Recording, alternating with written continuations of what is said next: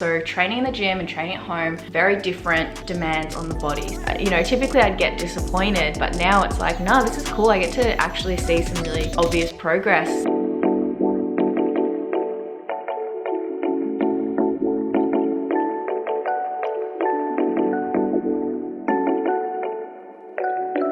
Hey guys, welcome back to my YouTube channel. I've got a video for the people who are returning to the gym. Oh my god, I'm so excited. Sorry if that just like, we bouncing. I've got you just balancing on my couch. You know when you chat to a friend and just kind of, you know, you're sitting on the couch and you're facing them? I just want it to be like that, like we're just friends, we're chatting. So anyway, moving on to today's video. I wanted to put together a video. I don't know if you guys can hear that. Those kookaburras laughing and like, are you laughing at me? Because rude. Anyway, around the world, gyms are starting to open. So where I am in Sydney, Australia, the gyms have officially opened and we can return to training in the gym. So excited about that. I know there are heaps of places where gyms still haven't opened. I know there are heaps of places where they have opened. So I just have been getting this question, like, how do you return to the gym after basically having 3 months off heavier weight training? So I've compiled some tips for you guys and I'm going to run you through these tips and then I'm going to take you to the gym with me and we are going to do a workout together. Returning to the gym tips. Let's start with number 1. I'm really sorry if I have stuff on my face. I'm literally like sitting here eating my lunch in between tips.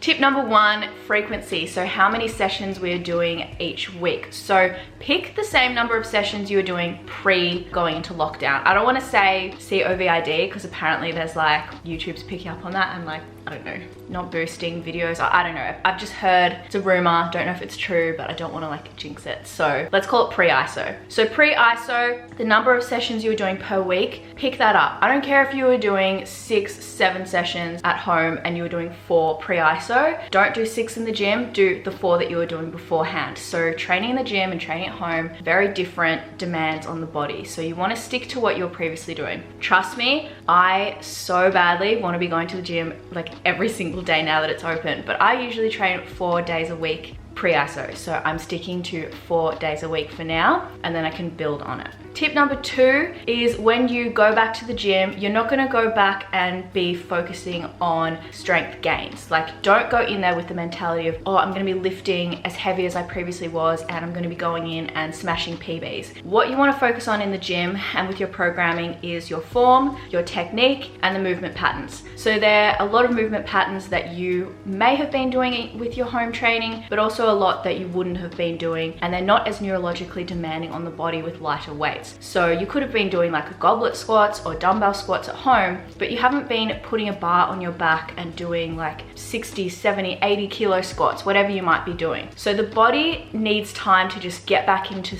the flow. Like say you had a beginner, you wouldn't put them under a barbell and be like, okay, you're gonna squat 50 kilos. So if you've had this time off, why would you go and do that to yourself? So you're not necessarily a beginner trainer again, but your body hasn't been using those same movement patterns, so it needs to remind itself and just warm up again. So don't go to the gym and be like, yeah, focusing on weight. Focus on improving your technique, how it feels, getting proper depth in the movements, and then once you've adjusted after say 1 to 2, maybe 3 weeks, you can get back into focusing on progressively overloading by building weight on each rep and session. Tip number 3 is with planning what your workouts are going to be. I've created a bridging program for my Train with Soph girls where I've got the whole program for 3 weeks and it builds each week with their volume and adding exercises on. So I've started out really minimally and we're going to be mostly doing just compound exercises. So compound exercises are your multi-joint exercises, anything that uses more than one joint to move. So things like your squats, your deadlifts, your hip thrusts, walking lunges, split squats, although to be honest,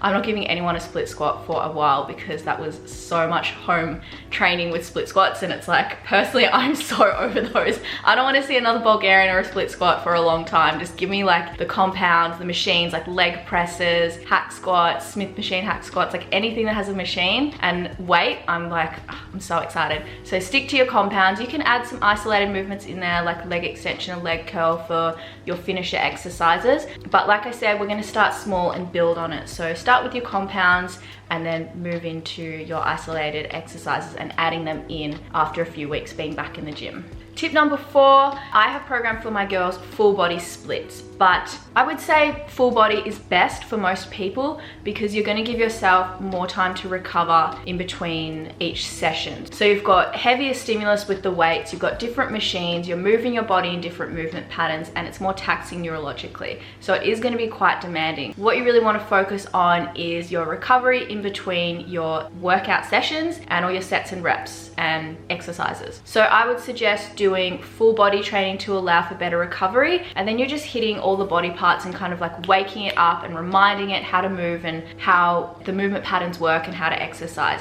You can do split body part, and I'm going to show you a split body part training, but I would say more advanced trainers, like higher intermediate level to advanced trainers, would focus on split body parts because their muscle memory and the amount of time they've been training for before taking the time off may come back a bit quicker and be easier to get into those movement patterns. So if you're really confident with your technique, then split body part training is totally fine. But like I said in the earlier tips, focus on mostly your compound exercises, and if you want a few little isolated ones, put them in there at the end and probably further back, like the 2nd or 3rd week of being back in the gym. Now in terms of sets and reps, I spoke earlier about having less volume. So volume is the sets times reps. So I would start using around 2 to 3 sets per exercise, and I would focus on a moderate rep range, like 8 to 12, depending on what you're capable of doing. If you're finding that's too challenging, then probably drop the weights back and go more for reps, because the more reps we do, the more we're going to remind our bodies how to move and what the movement patterns are and getting back into the rhythm better. And the more reps we can do at a lower weight, then we can start thinking about adding more weights in further along the weeks being back in the gym. All right, tip number 6,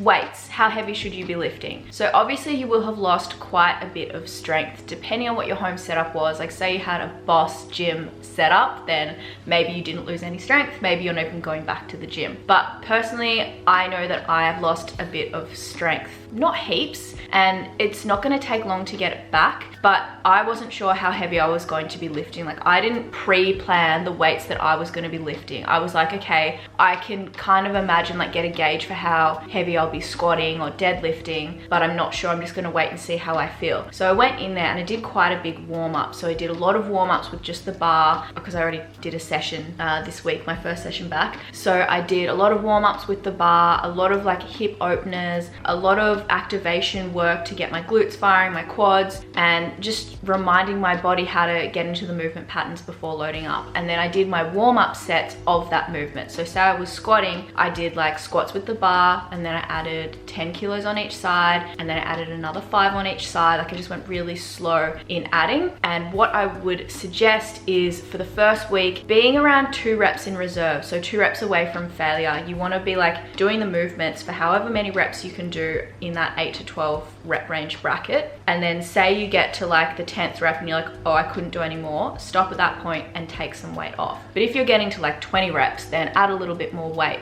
Even if you don't want to add weight, that's totally fine, because the goal isn't adding weight. The goal is just getting back into the movement pattern for the first few weeks. So weight is just going to depend on you, but aim for 2 RIR for the first week. And then as the weeks progress, you can get closer to failure in terms of reps, not necessarily weight. I wouldn't start adding weight for like maybe after the first 2 to 3 weeks, and then get back into the, like your normal program, whatever that might be.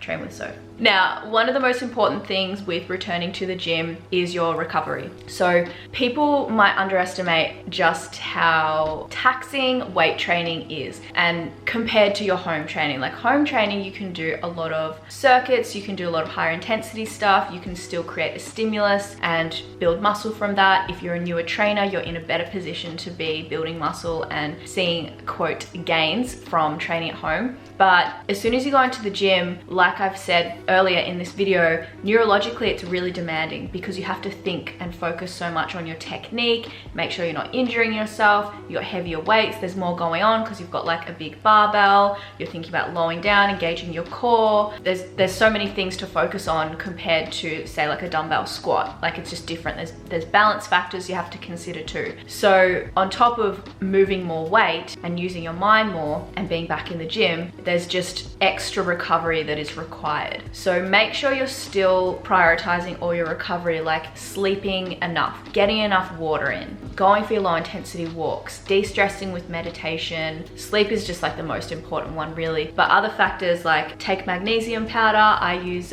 one from Bioceuticals called Ultra Muscle Ease. I drink that every single night. There's like magnesium sprays you can get if you're really sore. DOMS is going to be real, delayed onset muscle soreness. So you may notice that you're more sore going back to the gym because you're moving your body in different ways and putting more tension on the muscles. So make sure you're stretching, you're foam rolling and warming up properly, and keep moving. I know a lot of people, when they get really sore when they first go to the gym, like beginners particularly, the first like 1 to 2 weeks, it's so painful. I remember that pain, like all your muscles are screaming, they're so sore, and that's just, you know, you are damaging muscle tissue, like micro tearing muscle tissue when you stretch it and put weight on it and apply pressure. So that's how we build muscle. But if you're not recovering those little tears, those little micro tears, then you're gonna severely impair your ability to gain actual muscle and size. So focus really hard on your recovery. I cannot stress that enough. Have cold showers, baths, heat packs, whatever it is, just make sure you're still moving, because movement is gonna get the blood flowing and help with any soreness that you're feeling. All right, my 8th tip is to go easy. I know it's really easy to get excited about the fact that the gym is opening. I am personally very, very excited. And I really had to hold myself back with my first session because I wanted to go in there and I wanted to be back where I was before, like pre-ISO, and be like, okay, I'm lifting the same weights, I'm still progressing. Like even like an ego thing, like you go into the gym and you're like, nah, I wasn't affected by that 3 months off. I'm so strong. I can still lift 90 kilos in a squat and I can do, you know, 120 deadlift. Hell no. Do you know what I'm gonna do if I try to do that? Injure myself. Goodbye gym, and goodbye even training at home. So you really need to like strip it back and be patient with yourself, because rebuilding your strength, it honestly, I promise you, it won't take time if you are slow and gradual with it and you really focus on your technique. Like now is a perfect time to focus on technique, because everyone in the gym is going to be lifting lighter, because we've all, well, except for, you know, there's going to be the heroes that go in there and lift heavy and injure themselves and then can't go back to the gym. But, you know, we're all going to be lifting lighter. So it's a really good time to leave your ego at the door and focus on really good technique and building it up, because I promise it will come back. Like muscle memory is an amazing thing. You might surprise yourself, but also don't set expectations too high for going back to the gym. Like don't be like, okay, before, you know, pre-ISO, I was lifting 50 kilos in my squat. You know, maybe I'll go in and lift 45. Like really just bring, like this is probably like one of the few times I'll say it, but bring your expectations down of yourself, so you don't go in there and, you know, squat 40 kilos and be like, oh, I'm really disappointed with myself. Like I was squatting 50, 55 and now I can only do 40. It's okay, like that's normal. That's to be expected. So don't even set goals for weight in the first month, 2 months of training. Just focus on getting back in there. Technique, technique, technique. Cannot stress that enough. Slow and steady, guys. I promise I'm gonna be doing slow and steady with you too, and I'll keep me accountable by posting on my Instagram that, you know, I'm going slow and steady. I really wanted to push myself, but I know that future Soph will be really grateful that I haven't pushed too hard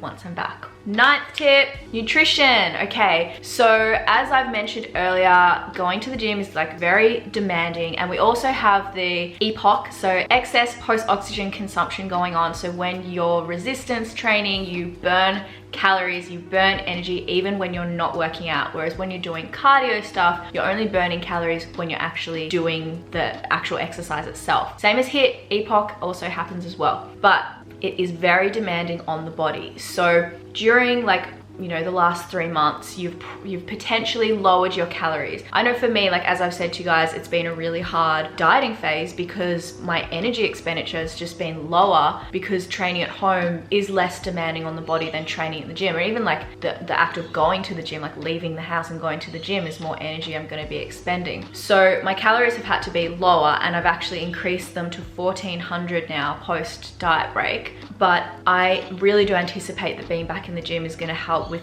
my diet, because I'm expending more energy. I've got EPOC going on. I'm working harder. Like I just push myself harder in the gym, and it's just more demanding. So you may need to match your nutrition with your training. You may need to increase the calories that you are on, whether your goal is, you know, fat loss, building, or maintenance. I'd say more so if you're like maintaining and thinking about building, you have to increase. If you're in a diet, you could potentially keep them the same. But if you notice you're gonna be hungrier and your energy will take more of a hit, so you may need more food to help support your recovery. So it might even be an increase of 50 to 100 calories. Just be monitoring whether you are gaining or losing faster, how you're recovering. Like if you're really struggling with recovery for the first 3 weeks, it could just be because you're back in the gym. But if after the first 1 to 2 weeks you're struggling quite a bit, then you may need to increase your food. So yay. And you know what I realized? I don't have a 10th tip, and it makes me really anxious that I don't have 10, I have 9. So I'm just gonna wing it and say the 10th tip is join Train with Soph. Come to me. The gyms are open now. This is my special sauce. This is like, I'm in my happy zone. I can program some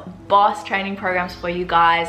I'll do all of your nutrition. I've got so many exciting things coming to the app. So if you want to join today, I'll even give you a special discount. Use the code HAPPY10 and you get 10% off for life. The link is in the comment section below. Is it called a comment section or just like a description box? Yeah, we're in the description box. So join us today and you'll be getting a lot more of these tips and even the bridging program that I wrote for my girls, so you don't have to come up with it yourself. There you go, there's the 10th tip. All right guys, I am going to show you a workout now, which I'm really excited for. So let's go to the gym and train. Oh my God, I can't even believe I'm saying that. It's so exciting. I wonder how long this honeymoon period with the gym will last. It's like when you start a new relationship and all you want to do is hang out with them and talk about them and like be around them, and you get butterflies thinking about them. That's me and Bae. I mean gym.